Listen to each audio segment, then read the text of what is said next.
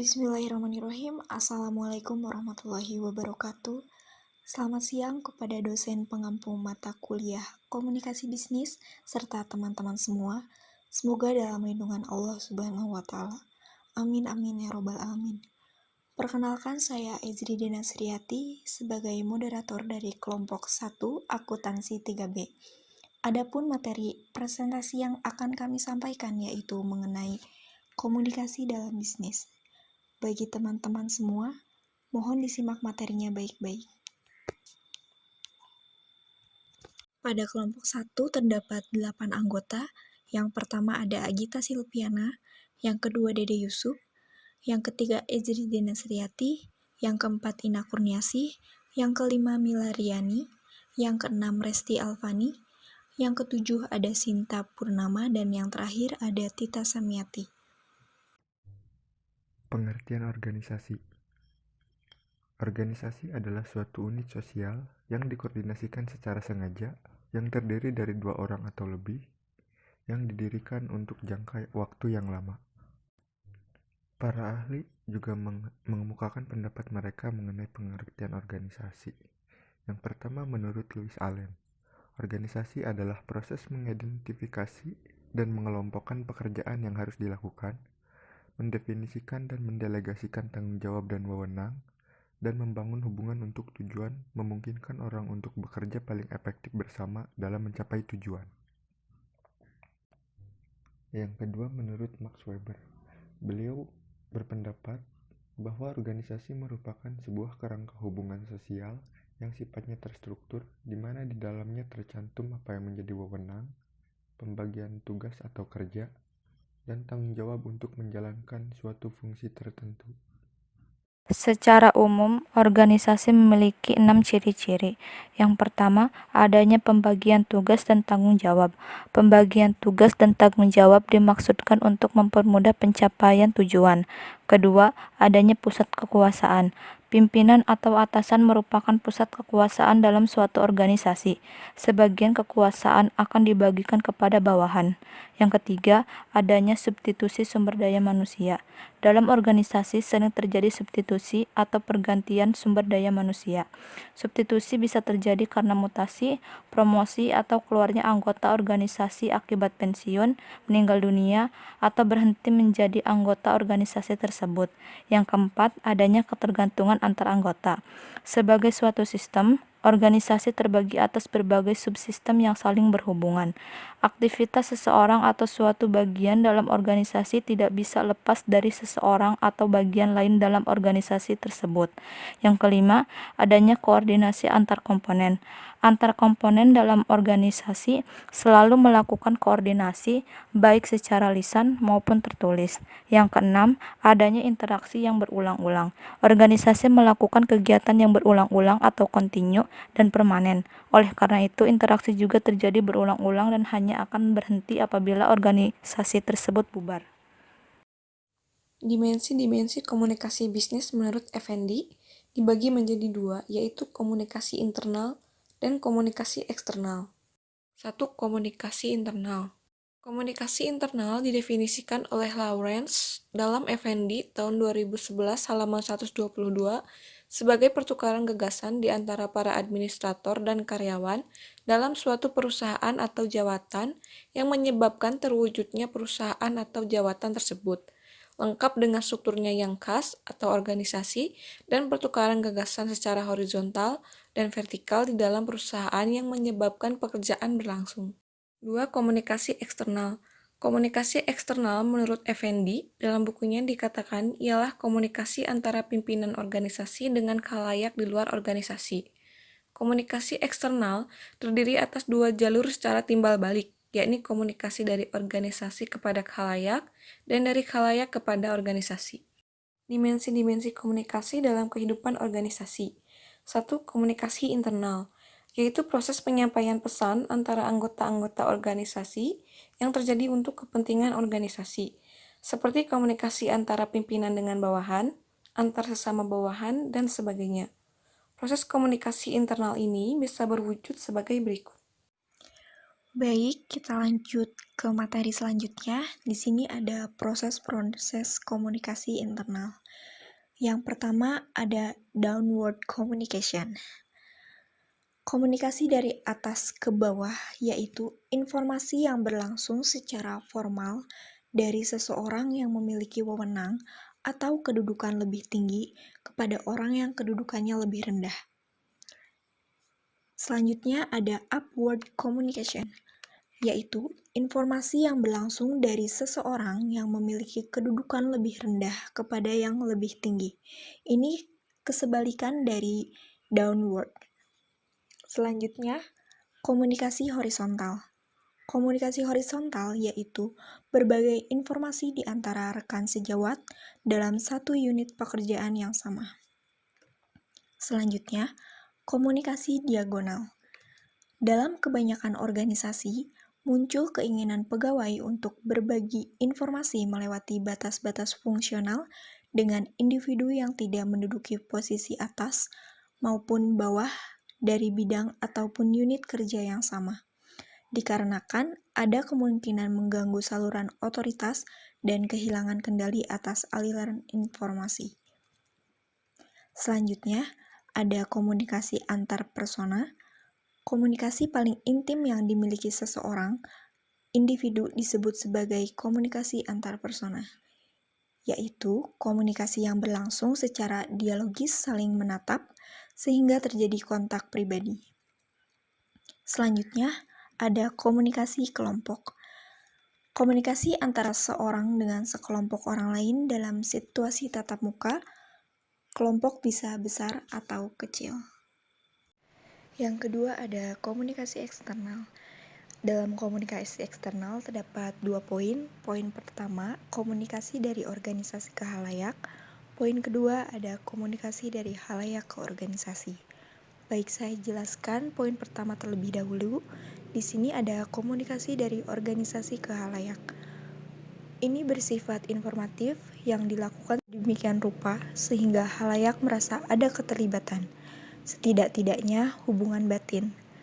Menurut Effendi 2011.2/129, dalam bukunya, komunikasi ini dapat melalui berbagai bentuk seperti majalah organisasi, pamflet, brosur, poster, dan artikel surat kabar atau majalah. Poin kedua yaitu komunikasi dari halayak ke organisasi. Merupakan umpan balik sebagai efek dari kegiatan komunikasi yang dilakukan oleh organisasi. Jika informasi yang disebarkan kepada halayak itu menimbulkan efek yang sifatnya kontroversial, maka disebut opini publik. Komunikasi dikatakan efektif atau dapat diterima karyawan harus memenuhi syarat sebagai berikut. Ini menurut Effendi 2011.2/130. Yang pertama, pesan dapat dimengerti. Yang kedua, pada saat keputusan diambil, karyawan percaya bahwa komunikasi yang dilancarkan cocok dengan tujuan organisasi. Yang ketiga, komunikasi cocok dengan kepentingan pribadi karyawan. Yang keempat, secara mental dan fisik karyawan mampu melaksanakannya.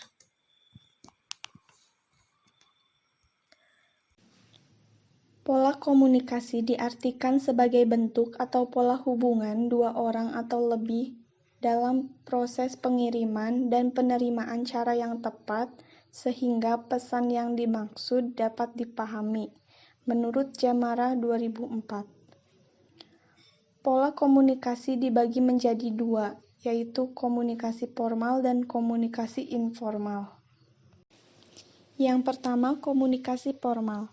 Dalam struktur organisasi, garis, fungsional, maupun matriks, akan tampak berbagai macam posisi atau kedudukan masing-masing sesuai dengan batas tanggung jawab dan wewenangnya. Dalam kaitannya dengan proses penyampaian informasi dari manajer kepada bawahan. Pola transformasi informasinya dapat berbentuk 3 pola, yaitu 1. Komunikasi dari atas ke bawah. Komunikasi dari atas ke bawah atau top-down merupakan jalur komunikasi yang berasal dari atas atau manajer ke bawah atau karyawan merupakan penyampaian pesan yang dapat berbentuk perintah, instruksi, maupun prosedur untuk dijalankan para bawahan dengan sebaik-baiknya. Menurut Katz dan Kahn, komunikasi ke bawah mempunyai 5 tujuan pokok, yaitu 1.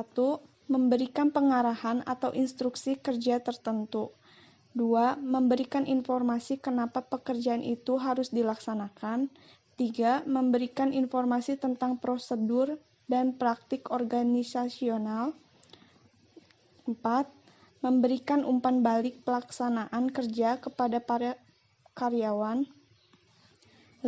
Menyajikan informasi mengenai aspek ideologi dalam membantu organisasi menanamkan pengertian tentang tujuan yang ingin dicapai. Yang kedua, komunikasi dari bawah ke atas. Dari struktur organisasi, komunikasi dari bawah ke atas berarti alur pesan yang disampaikan berasal dari bawah menuju ke atas, yaitu dari karyawan menuju ke manajer. Untuk menyelesaikan masalah-masalah yang terjadi dalam suatu organisasi dan mengambil keputusan secara tepat, sudah sepantasnya bila manajer memperhatikan aspirasi yang berasal dari bawah. Keterlibatan karyawan dalam proses pengambilan keputusan merupakan salah satu cara yang positif dalam upaya pencapaian tujuan organisasi. Selain itu, para manajer harus percaya penuh kepada para bawahannya. Kalau tidak, informasi apapun dari bawahan tidak akan bermanfaat karena yang muncul hanyalah rasa curiga dan ketidakpercayaan terhadap informasi tersebut. Selanjutnya adalah komunikasi horizontal, atau yang sering disebut dengan istilah komunikasi literal, yaitu komunikasi yang terjadi antara bagian-bagian yang memiliki posisi sejajar dalam suatu organisasi atau perusahaan. Contohnya seperti komunikasi dengan manajer produksi dengan manajer pemasaran. Nah, tujuan dari komunikasi horizontal itu untuk melakukan persuasi, mempengaruhi, dan memberikan informasi kepada bagian atau departemen yang memiliki kedudukan sejajar. Selanjutnya yaitu komunikasi diagonal. Bentuk komunikasi ini berbeda dengan bentuk komunikasi sebelumnya. Komunikasi diagonal melibatkan komunikasi antara dua level organisasi yang berbeda. Contohnya, komunikasi formal antar manajer pemasaran dengan bagian pihak publik. Bentuk komunikasi diagonal ini memiliki beberapa keuntungan. Yang pertama, penyebaran informasi bisa lebih cepat. Kedua, meningkatkan individu dari berbagai bagian atau departemen ikut membantu menyelesaikan masalah dalam organisasi. Komunikasi informal. Komunikasi informal adalah komunikasi yang terjadi antara karyawan dalam suatu organisasi yang dapat berinteraksi secara bebas satu sama lain terlepas dari kewenangan dan fungsi jabatan mereka. Komunikasi ini dibagi menjadi 3. Yang pertama, rumor. Rumor yaitu jaringan informasi yang bisa menembus seluruh lapisan organisasi. Yang kedua, manajemen by wandering around. Ide dasar manajemen by wandering around adalah sejumlah manajer mencari tahu apa yang terjadi dengan berkeluyuran dan berbicara kepada bawahannya langsung, bawahan jauh, petugas pengiriman, konsumen, atau siapa saja yang terkait dengan perusahaan. Yang ketiga, komunikasi nonverbal.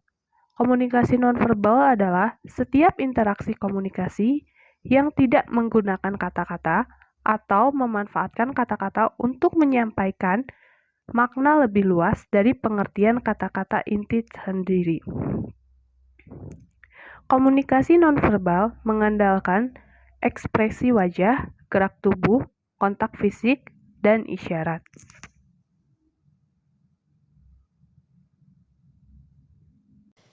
Baik, selanjutnya ada etika komunikasi. Etika itu sendiri adalah teori tentang tingkah laku perbuatan manusia dipandang dari sisi baik dan buruk dalam keseharian maupun dalam lingkungan masyarakat. Dan komunikasi adalah suatu proses di mana dua orang atau lebih membentuk atau melakukan pertukaran informasi terhadap satu sama lain yang pada akhirnya ada saling pengertian. Jadi, etika komunikasi adalah mencakup semua nilai dan norma yang menjadi standar atau acuan manusia dalam berkomunikasi, seperti komunikasi antar orang, komunikasi di media massa, dan komunikasi digital. Baik, berikutnya beberapa etika berkomunikasi antar manusia yang dapat kita terapkan dalam kehidupan sehari-hari. Yang pertama, menjaga ucapan. Seorang manusia itu yang dipegang adalah kata-katanya. Tidak boleh berbicara bohong, serta melontarkan ucapan-ucapan yang kotor.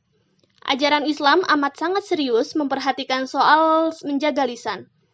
Berhati-hati dalam berbicara, yaitu memikirkan terlebih dahulu sebelum mengeluarkan kata-kata. Karena setiap perkataan itu akan diminta pertanggungjawabannya kelak di akhirat. Seperti halnya dengan berdiskusi di dalam kelas atau berbincang santai, hendaknya mengatur nada bicara dan tetap tenang ketika terdapat perbedaan pendapat, dan menghindari ucapan yang dapat menyinggung perasaan orang lain. Berikutnya, yang kedua yaitu sopan santun. Sopan santun ini bertingkah laku yang baik dan ramah terhadap lawan bicara. Ada beberapa hal sopan santun yang diperhatikan dalam berkomunikasi. Misalnya, menyapa lawan bicara dengan sopan dan tidak berlebihan dan tidak dibuat-buat.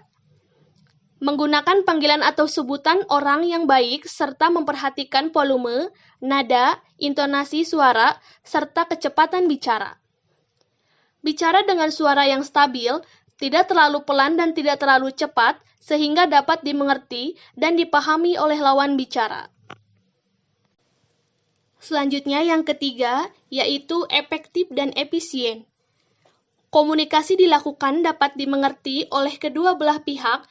Komunikasi merupakan perwujudan dari ekspresi manusia tentang apa yang dipikirkan dan dirasakannya baik dalam bentuk verbal maupun non-verbal.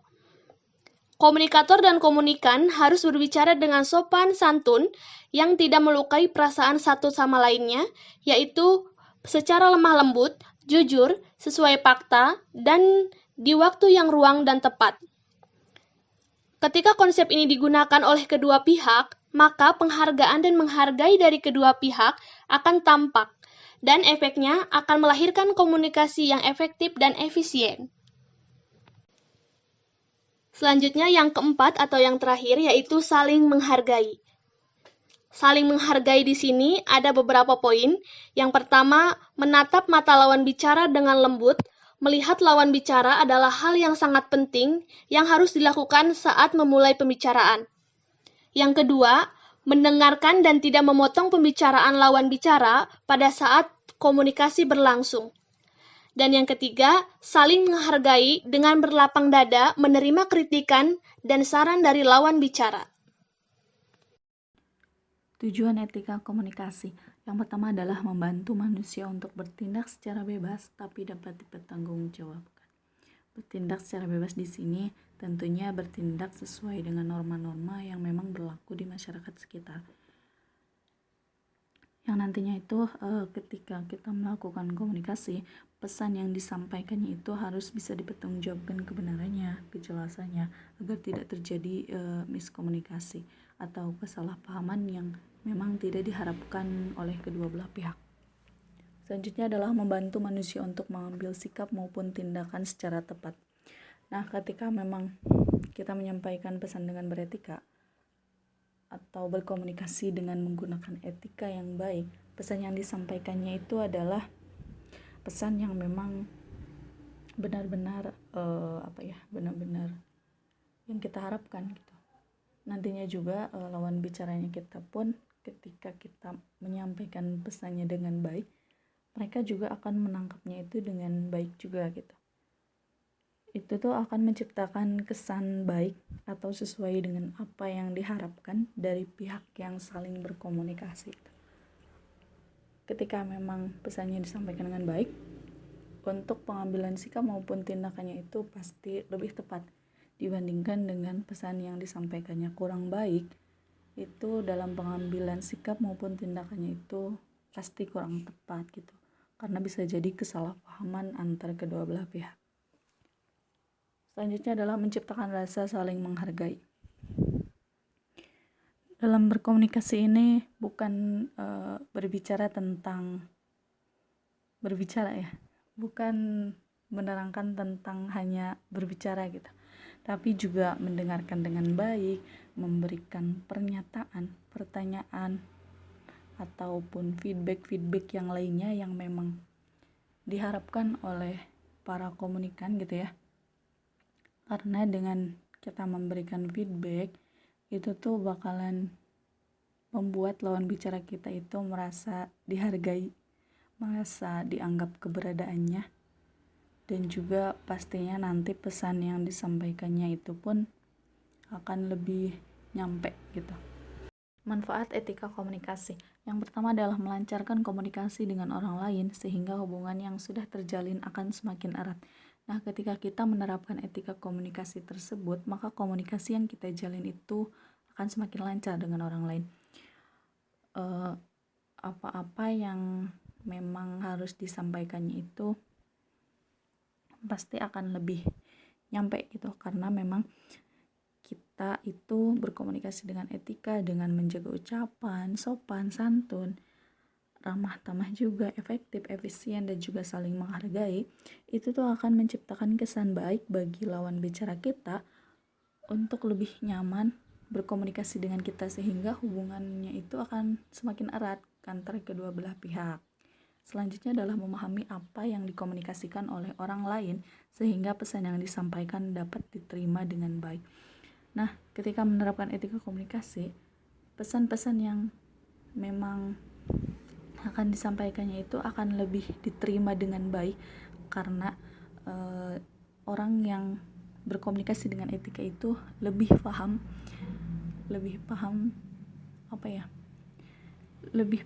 apa-apa yang memang harus disampaikan dengan tidak bertele-tele, tidak kemana-mana gitu ya, tidak terlalu berlebihan berkomunikasinya gitu, dengan menggunakan bahasa yang memang mudah diterima. Itu pesannya itu akan lebih sampai dengan baik gitu, daripada orang-orang yang berkomunikasi tanpa etika. Selanjutnya adalah diterima dengan baik dalam lingkungan sosial masyarakat. Nah, orang yang berkomunikasi dengan etika ini pastinya itu akan lebih diterima dengan baik di lingkungan mereka gitu, karena kan mereka sudah menerapkan etika yang baik seperti menjaga ucapan, sopan santun, efektif, efisien, dan juga saling menghargai. Itu tuh penting banget ya, karena memang berkomunikasi itu bukan berbicara tentang berbicara, bukan tentang berbicara saja, tapi saling menghargai juga gitu. Jadi ketika seseorang yang beretika dalam komunikasi itu pasti akan lebih diterima dengan baik, karena mereka lebih memberikan kesan yang baik gitu. Pihak komunikannya juga itu merasa lebih baik apabila melakukan komunikasi dengan orang yang beretika seperti itu.